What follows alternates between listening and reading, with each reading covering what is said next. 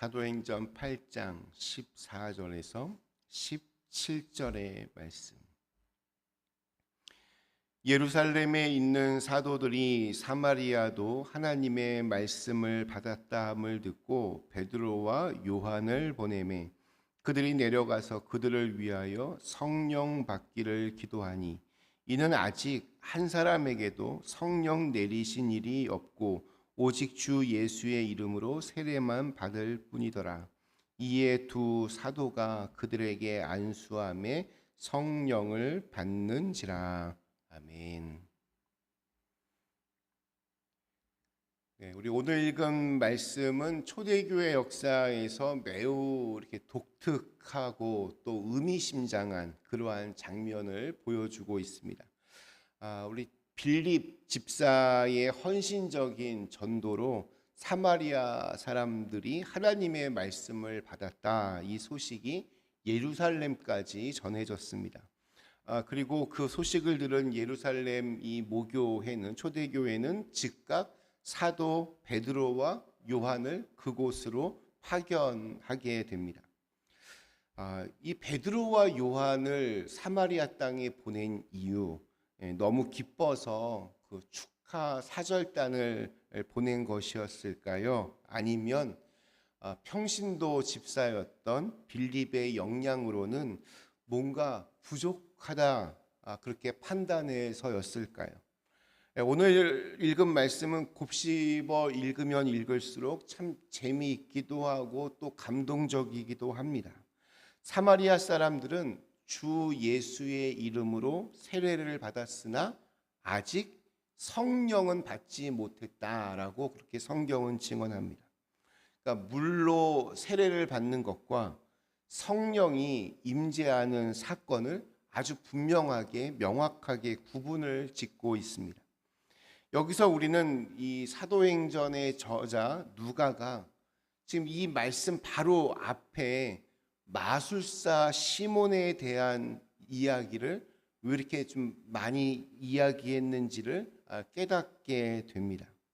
우리 어제도 살펴보았지만 빌립이 오기 전까지 사마리아의 영적 스타였던 마술사 시몬은 빌립의 표적과 또 큰 능력을 보고 세례를 받았지만 그는 여전히 눈앞의 현상에 대한 놀라움과 호기심에 머물러 있는 것 같다, 이런 말씀을 드렸습니다. 누가는 이러한 시몬의 모습을 통해서 이렇게 머리로 아는 것과 전 인격적인 삶으로 완전히 주님께 항복하는 것은 완전히 다르다라는 사실을 우리에게 보여줍니다. 그러니까 머리로만 이렇게 납득하는 교리적 지식이 가슴을 찢고 이렇게 타오르는 성령의 체험으로 이어지지 못하면 신앙이라고 하는 것은 그냥 박제된 관념에 불과합니다. 그러니까 신앙이라고 하는 것은 세련된 어떤 문화적인 취향이나 지적인 유희가 아니라 매일매일의 삶 속에서 자신의 전 존재를 이렇게 던지는 그러한 삶이어야 합니다. 하나님은 우리가 단지 종교적인 명부에 이름을 올린 교인, 그냥 어떤 세례 교인 이런 것에 안주하는 것에 만족하지 않으십니다. 주님은 성령 하나님이 친히 호흡하시며 거하시는 거룩한 성전으로 우리가 빚어지기를 간절히 원하십니다. 그런데 오늘 말씀을 묵상하다 보면 조금 더 본질적인 그러한 질문 하나와 정면으로 마주하게 됩니다. 도대체 왜 빌립은 사마리아인들에게 성령을 받게 하지 못했을까 하는 의문입니다. 굳이 예루살렘에서 베드로와 요한이 그 험한 길을 왜 내려와야만 했을까? 그 이유가 무엇이었을까?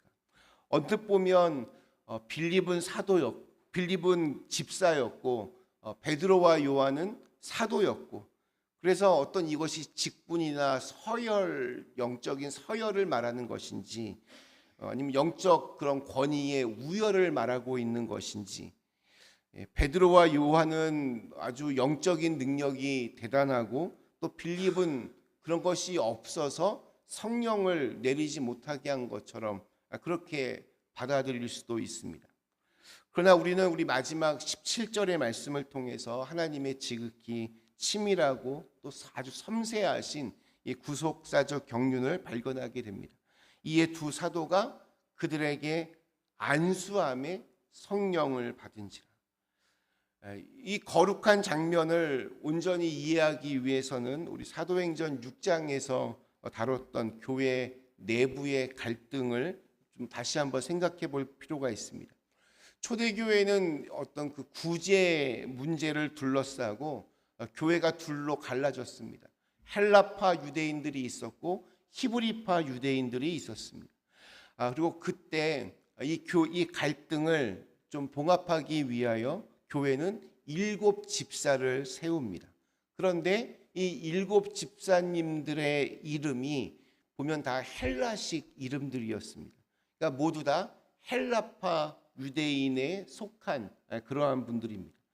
헬라파 유대인들은 디아스포라 환경에서 성장해서 이 그리스 문화에 익숙했고 사마리아인들과도 정서적으로 좀 많이 흡사했습니다.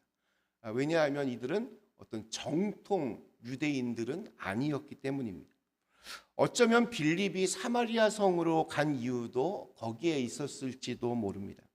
반면에 베드로와 요한은 정통 히브리파 유대인들이었습니다.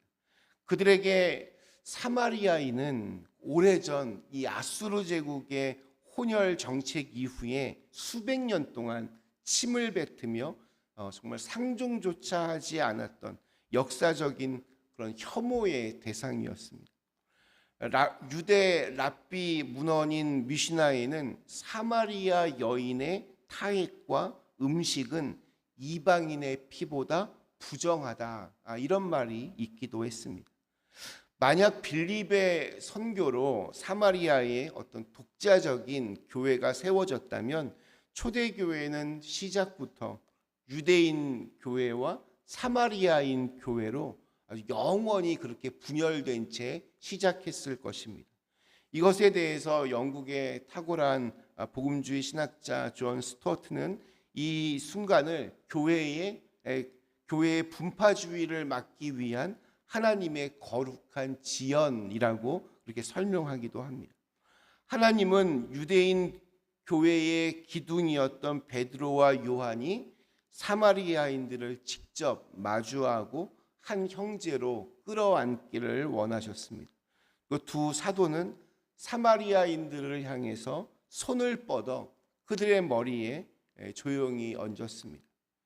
오늘날 우리에게는 목회자들의 어떤 안수기도가 좀 자연스러운 종교적인 의례로 여겨지기도 합니다. 그러나 1세기 유대 문화권에서 타인의 몸에 손을 얹는 그러한 행위는 사회적으로 또 종교적으로 굉장히 쉽지 않은 파격이었습니다. 구약 레위기 정결법에 따르면 누군가의 머리에 손을 얹는 그런 안수는 오직 제사 의식을 할 때 속죄 제물에 자신의 죄를 전가할 때만 행해지던 엄숙한 행위였습니다.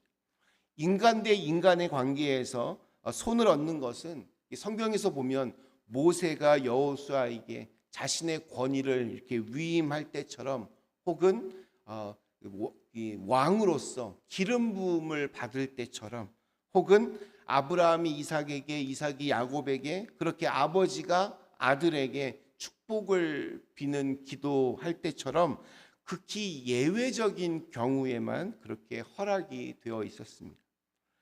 더욱이 이 유대 정결법 체계에서는 부정한 자의 신체에 손을 대는 즉시 이게 접촉이 되는 순간 이 사람의 그 부정함이 나에게 고스란히 이렇게 전염된다라고 하는 치명적인 위험도 있었습니다.